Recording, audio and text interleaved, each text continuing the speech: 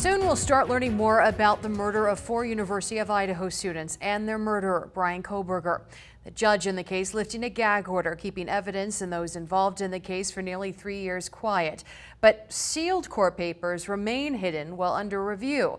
With Kohberger's plea deal sentencing coming up Wednesday, Dakota Castette's Didier reports on what to expect from this.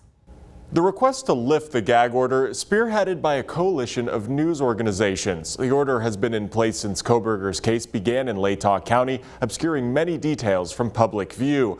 They argued since Kohberger pled guilty and a trial is no longer planned, that the public's right to know outweighed the need for a gag order, originally put in place to protect Kohberger's right to a fair trial. I asked criminally obsessed senior investigative reporter Ann Emerson about the timing of Judge Stephen Hippler's decision and what we might learn over the next few months. I felt like this is exactly what Judge Hippler is looking to accomplish right now. He needs to satisfy a lot of people in the room. And now that he has 4 consecutive life sentences for Bryan Kohberger and this burglary charge without a possibility of parole, he's starting to tie up loose ends. There's so many questions on this case, aren't there? Because we were just left with this, we kind of all were left with our mouth open going, wait a minute, but why? I mean, I think that's got to be the number one question that everybody wants to know is why did this happen? The Media Coalition also asked Judge Hippler to unseal hundreds of sealed documents in the case, but Judge Hippler denying that request to do so immediately. He said he'd review the documents carefully once sentencing is complete and determine which documents should be made public. Though the gag order has been lifted, neither the defense or the prosecution has come forward to speak to the media. Neither has former Moscow Police Chief James Fry. You can watch my full interview with Ann Emerson on idahonews.com. In studio, Dakota Castette's DJ reporting. The judge says with so much to review, unsealing court records and documents could take quite a while. Kohberger stabbed these 4 friends to death in November 2022 in a Moscow home. Ethan Chapin, Xana Kernodle, Madison Mogan, and Kaylee Gonsalves. His deal comes with 4 consecutive life sentences plus 10 years without the possibility of parole or appeal. The judge could sentence him to less. And as with any big development in this case, we've been asking local legal expert Ryan Black about the impact. And with this ruling, he doesn't expect to see too much impact between now and sentencing. He also reminds us the court can keep the unreleased information sealed for at least weeks after that, the time frame for a possible appeal, even though Kohberger's deal includes an agreement not to appeal. So there's an old Supreme Court case called Garza v. Idaho, where the court decided that even if someone waives their right to appeal their criminal conviction and the decisions the court had on that, they still preserve the right to have an appeal. And so we may very well see an appeal in this case. It likely will not be nearly to the extent it would have been had this case gone through the full trial. So even though this may seem like it's over, it could last even longer than what we expect. No, this could absolutely last into the next year or 2. Kohberger changing his plea to guilty a couple weeks ago to avoid the death penalty and a trial. An example of the Trump administration's immigration crackdown in Boise. Brian Popoca-Laguna, a citizen of Mexico, already convicted of trying to strangle someone with a removal order, arrested. He's in ICE custody until his trip to Mexico. ICE agents say they're after criminal illegal immigrants. A Napa man spending 4 to 20 years behind bars for burglary, grand theft, and being a persistent violator. Michael Bokerts, the police arresting him back in October after a warrant following people like you commenting on social media posts of Napa police asking, hey, do you know who this is? As part of his plea deal, he'll pay nearly 10 grand of restitution to those he stole from. The West Valley Humane Society caring for several pets brought to them by Caldwell Police, rescuing them from abuse and neglect. In the home, 6 dogs, 3 cats, and 2 gerbils in poor health, plus 3 dead pets.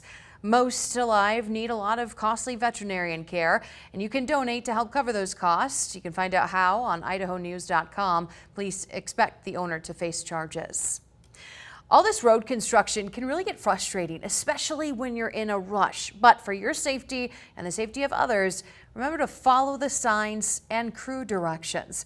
Eagle police say Haley Caldwell did not, arresting her for aggravated battery. They say after she tried to pass through a closed section of road, ignoring and running into a flagger, then driving off. Police across the state looking for speeders on the roads this coming week. They're doing it with law enforcement in surrounding states as well. Washington, Oregon, Montana. They're working together to cover state lines with speeders going from state to state. In these first 54 days of the 100 deadliest days on the road in Idaho, crashes killing 126 people, 13 more than at this point last year.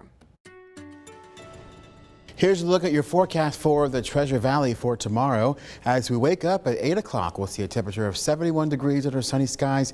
At noon, it will be 87 degrees under sunny skies. And by 5 o'clock, we will warm on up to 96 degrees under sunny skies. Taking a look at satellite and radar, not much to show you as we are going to be very clear for the next couple of days. We might see some clouds move into the area early next week, but overall, we're going to be dry and clear for the foreseeable future.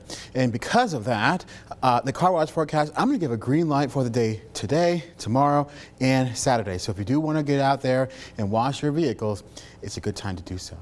All right, let's take a look at our fish and game forecast for the Owyhee Mountains tomorrow. It'll be 91 degrees under sunny skies, 89 on Saturday, and 87 degrees under sunny skies on Sunday. Now, let's take a look at tonight's overnight forecast. 65 degrees under clear skies. We're going to be warm, and as I mentioned before, we will remain dry. Now here's a look at our forecasted highs for the next couple of days. Tomorrow we'll see a high of 98, 94 on Saturday, then we'll cool down as we head into the work week. 90 on Sunday, 91 on Monday, and 90 on Tuesday as well. Now coming up, I have a complete look at your full forecast for the Treasure Valley. A new mural in Boise, backed by the Idaho Climate Justice League youth activists, hoping to convince city leaders to use community solar power despite federal and state efforts concerning climate change and clean energy use.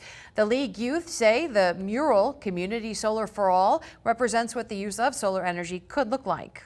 The idea of the mural was conceived when we were looking at, in our community solar campaign, how we could try and continue to push the idea of getting community solar, which is solar that goes on a community building and helps pay the power bills of low-income communities. We were looking at how we could try and continue to push our campaign at a local level to get community solar in Boise. Mayor Lauren McLean and City Council member Jordan Morales there thanking the Climate Justice League and Sierra Club for painting the mural. You can see it on East Park Center Boulevard near downtown. You're going to see a lot of bicyclists speeding around downtown this weekend. The Boise Twilight Criterium starts Saturday. Nationally ranked as one of the top 8 best criteriums on the USA Cycling Race calendar, part of the American Criterium Cup Series. You can watch it at Cecil D. Andrews Park, starting with the kids ride at 11:15, ending with the pro races 6 to 9. In East Idaho, a fire already spreading 250 acres near the town of Thatcher and the Trout Creek drainage. BLM, USFS, and fire crews from surrounding towns battling the flames. So far, just brush burning, no evacuations, but some places are at risk. No determination of cause yet. The Department of Transportation awarding Ada County Highway District $18.4 million. The crew plans to use the money for construction projects connecting you to parks, schools, healthcare, work, and food. The Better Utilizing Investments to Leverage Development program, or BUILD, where the money comes from, helps cover projects with local and regional impacts.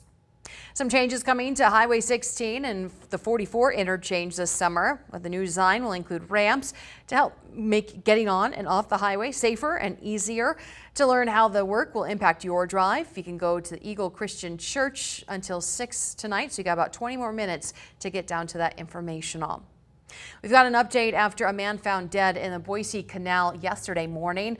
The coroner just identifying him as Richard Kelsey from Riggins, though not updating us on the cause of death. He was 64. Boise fire crews finding him there in the canal near Eagle Road and Wainwright Drive after someone calling in.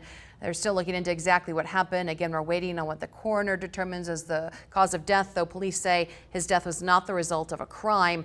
Remember, as safety, even when it's hot, stay away from canals. They can be dangerous and deadly. If you live in Star, a heads up, you could get swimmer's itch at Freedom Park. The cause is from a flatworm larva penetrating skin, and that results in welts, fever, itching, and swelling. Experts say the best way to prevent it is to do a very brisk rub down with a towel right after getting out of the water.